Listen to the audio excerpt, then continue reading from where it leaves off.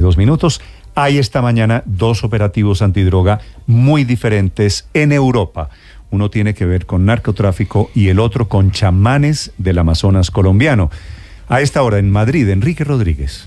Empezando por lo más reciente y por lo que no habíamos reseñado todavía, tiene que ver, como decías, con la droga, con la cocaína de nuevo, y es el balance que han publicado esta mañana las autoridades belgas. Y es que el puerto de Amberes, que pasa por ser el más importante de ese país, se ha convertido ya sin duda en el principal punto de entrada de cocaína para el continente europeo. En el año 2023, y siempre estas cifras están sujetas a que solo se intercepta una parte pequeña de la cocaína que entra, se incautaron 116 toneladas solo en ese puerto. Es un aumento del 5% con relación a las capturas de 2022.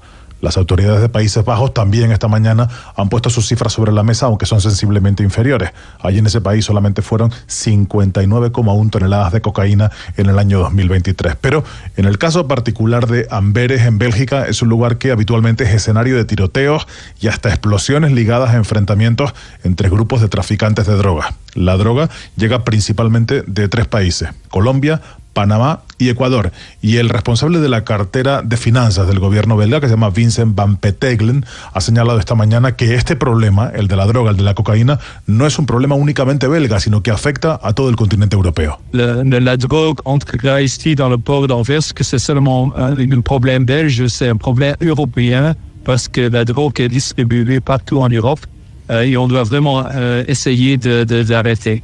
Las autoridades belgas tienen en ese puerto un importante despliegue permanente de buzos, de perros y de sistemas de escaneo de barcos, pero la droga sigue entrando en diversas formas, dentro de contenedores, oculta entre mercancía, pero también bajo la línea de flotación de algunos barcos. Ese es el sistema seguramente más ingenioso que se ha conocido últimamente y en el que las autoridades belgas, por eso tienen ese número de buzos permanentemente trabajando dentro de ese puerto. La otra noticia de esta mañana, esa sí es una operación policial encabezada por las autoridades españolas, tiene que ver con la selva colombiana y con eso que se llaman los rituales neochamánicos. Son prácticas que involucran la integración de técnicas chamánicas, particularmente del continente americano, psicoterapéuticas, por parte de sujetos que son principalmente occidentalizados. Así lo llaman los expertos a estas operaciones. Y hay que aclarar por qué son estas operaciones, porque la operación no es tanto una operación encabezada por la policía antidroga en España, sino por el servicio de la policía que se encarga de perseguir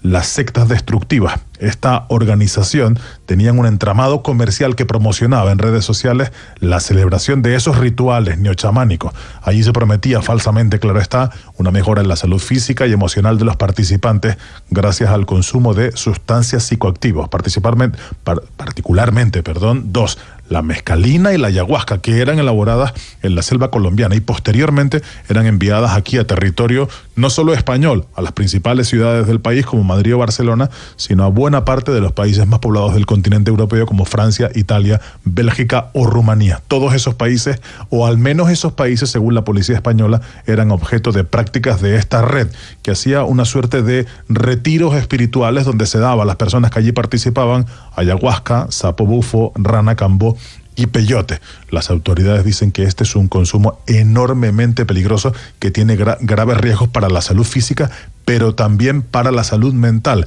Y además destacan que esos psicoactivos, esas sustancias, son usados por el chamán para captar y sobre todo hacer un control coercitivo del grupo, es decir, aprovecharse de cualquier forma, incluso de manera económica, de quienes toman esas sustancias, Néstor.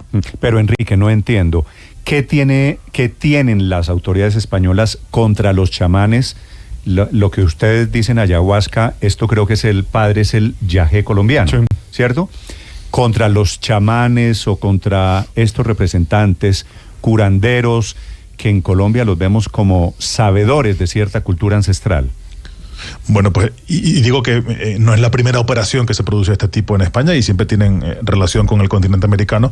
Lo que se tiene es precisamente eso, que se ayuda o se generan estados, lo que la policía llama estados disociativos de la conciencia. Y con esos estados disociativos de la conciencia y con proporcionar esas sustancias, lo que hace es de alguna manera tomar el control de esas personas. Es un control coercitivo, sirve para el uso de esas personas de cualquiera de las formas posibles, pero sobre todo es un cóctel sectario, se establecen sectas y se aprovecha de cualquier forma, incluso de manera económica, de esas personas. Las sectas han sido objeto de persecución aquí en España y de preocupación de las autoridades desde hace mucho tiempo, diría que desde principios de los años 80, y la policía tiene siempre en el punto de mira a estas organizaciones que, insisto, lo que hacen es aprovecharse básicamente de las personas que forman parte de esas organizaciones.